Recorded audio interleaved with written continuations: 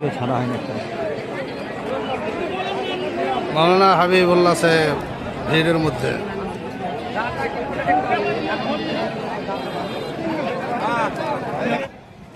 লোক মানুষ বেশি, আপনার গরু একইবারে না। প্রয়াত নেই, অনেক দিন আগে দুনিয়া থেকে চলে গেছেন। জি, লাইসেন্স প্রাপ্ত হাট এমন একটা হাট যেখানে আপনার সাদা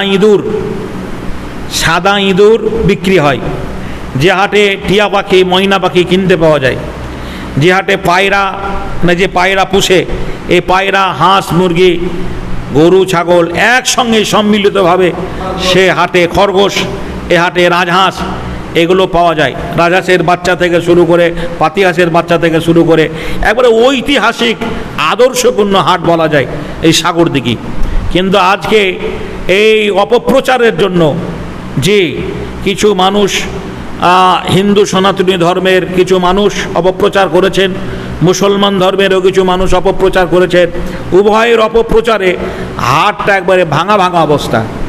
গরু একেবারে নেই বললে চলে, ক্রেতা বেশি, কিননেওয়ালা বেশি, বিক্রি করেনেওয়ালা কম। যারাই স্থানীয় হিন্দু ভাইয়েরা কাছাকাছি বাড়ি তারা এনেছেন বিক্রি করার জন্য, কিন্তু তাদেরও গরু কেউ কেনাকাটা করছে না। আর ছাগলের মানে হাই দাম, এত হাই দাম যে ছাগল 2-3 হাটে 4,000 5,000 কিনতে পাওয়া যেত, সেই ছাগল এখন 10,000 12,000 টাকা দাম, 12,000 টাকা দাম। যে এতে একটা ধর্মের ক্ষতি হবে না, উভয় ধর্মের ক্ষতি হবে, উভয় মানুষের ক্ষতি হবে। কেননা যারা গরু পালন করেন তারা সব তো মুসলমান নয়, সনাতনী হিন্দু ভাইরাও গরু লালন পালন করেন। যে এই সামনে কুরবানির হাটে যে আমি বিক্রি করলে কে বলছেন আপনার দাম পাবো। যেমনি পাঁঠা ধরেন, আমাদের মুসলমান ধর্মের পাঁঠা কেউ খায় না, পাঁঠা যায় খাওয়া যাবে কিন্তু খায় না। কখন? হিন্দু ভাইদের, সনাতনী হিন্দু ভাইদের কালী পুজোর সময় পাঁঠা বিক্রি হয়, পাঁঠা বিক্রি হয়। অনেক মুসলমানরাও এই পাঁঠা কিনে রাখেন যে কালী পুজোতে আমি দাম পাবো, কালী পুজোতে আমি দাম পাবো। এখন যদি মুসলমানের পাঁঠা না কিনে তাহলে তো ওই পাঁঠাটা মুসলমানরা কি করবে? কি বলছেন? তাদেরকে বাধ্য খেতে হবে। তো ঘটনা হচ্ছে এখন এই, আমি আপনাকে আবারও বলছি, রবীন্দ্রনাথের কবিতা মনে করিয়ে দেয়, সকলের তরে সকলে আমরা, প্রত্যেকে আমরা পরের তরে। একটা হিন্দু ভাইদের প্রয়োজন আছে মুসলমানেরও দরকার আছে হিন্দু ভাইদের।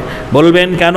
সারা পশ্চিম বাংলায় যতগুলো বিল্ডিং কলকারখানা এগুলো, এই সমস্ত বিল্ডিংগুলো, ওটা কলকাতা শহর থেকে শুরু করে আপনি চেন্নাই, কেরালা, মাদ্রাজ, হায়দ্রাবাদ, দিল্লি, বোম্বে যা বলেন, বেশিরভাগই এটা অস্বীকার করার উপায় নেই। মুর্শিদাবাদ হচ্ছে রাজমিস্ত্রির ভাটি, নাকি বলছেন? মুর্শিদাবাদ হচ্ছে রাজমিস্ত্রি কেন্দ্রিক এলাকা, এখানকার ছেলেরা রাজমিস্ত্রি করে। এই রাজমিস্ত্রি করে অনেক মন্দির মসজিদ, তারপরে আপনার গির্জা, বিভিন্ন রকমের হিন্দু মুসলমান সব ধর্মের মানুষের বাড়ি তারা তৈরি করে, নাকি বলছেন? তৈরি করেন। এখন যদি অমুসলমান সনাতনী হিন্দু ভাইরা বলে যে তুমি মুসলিম, তোমার রাজমিস্ত্রি আমি আমার ঘর তোমার দিয়ে বানাবো না, যে তোমাকে দিয়ে বানাবো না, তাহলে বলুন তাকে অমুসলমান রাজমিস্ত্রি খুঁজতে হবে, তাকে হিন্দু রাজমিস্ত্রি খুঁজতে হবে। অনুরূপ যে আমি আগেই বলেছি, আবারও বলছি, যে এক অপরের প্রয়োজনীয়তা আছে, এক অপরের দরকার আছে। এটা বাংলা, এটা ভারতবর্ষ, যে সব ধর্মের সমন্বয়ে আমরা যেন বসবাস করতে পারি।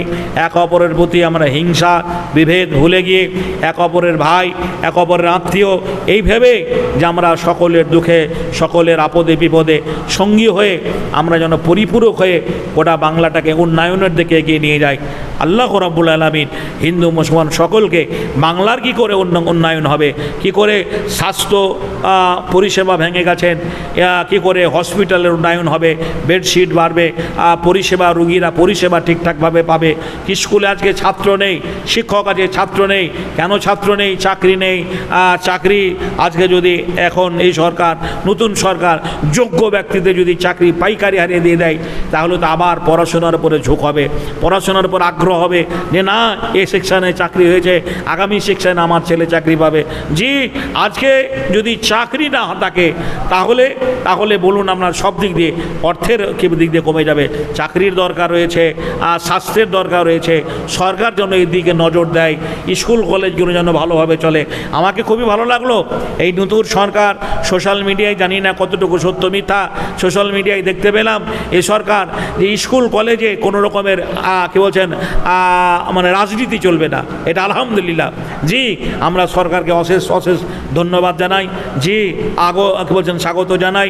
এটা সবচাইতে আপনার কী বলছেন একটা ভালো দিক, যেখানে কলেজ সব ধর্মের মানুষ পড়াশোনা করবে, একটা স্কুল ইউনিভার্সিটিতে সব ধর্মের ছেলেমেয়েরা পড়বে, সেখানে কী বলছেন ধর্মীয় আলোচনায় কেন হবে, আর সেখানে রাজনীতি কেন আলোচনা হবে। এটা যেন বন্ধ হলে পরে দেশ আরও উন্নত মানের দিকে